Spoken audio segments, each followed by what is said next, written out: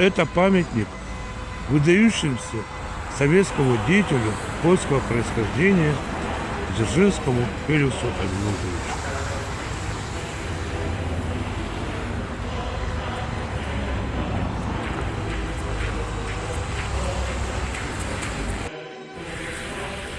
Феликс Эдмундович был чрезвычайно талантливым и умелым организатором.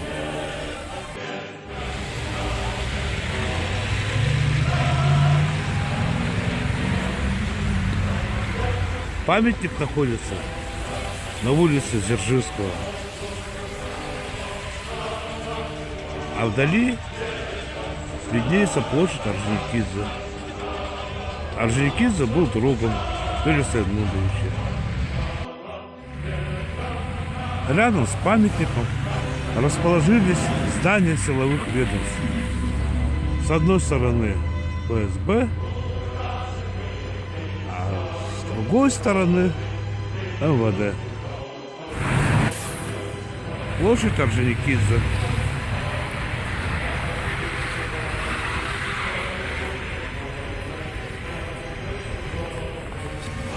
А эта улица раньше носила название чекистов, а в 1982 году ее переименовали. Вот это здание ФСБ. Раньше это было КГБ, НКВД, ЧК. Менялись названия, а сущность оставалась одна – защита государства. Министерство внутренних дел Республики Саха-Якутия.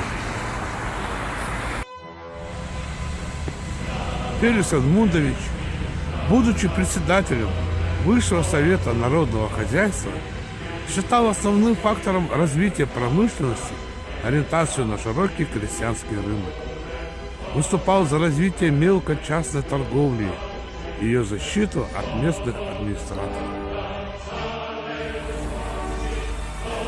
Дзержинский оспаривал мнение о приоритете государства в развитии промышленности.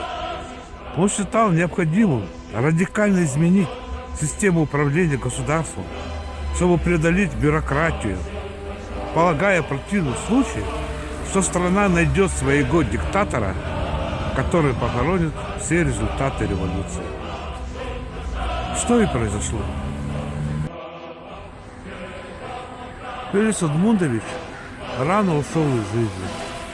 Он умер в 1926 году в возрасте 48 лет. А молодому советскому государству было тогда всего 9 лет. Если бы Дзержинский прожил долгую и плодотворную жизнь, он бы, несомненно, реализовал все свои идеи и замыслы и стал бы российским Дэн Сяопином.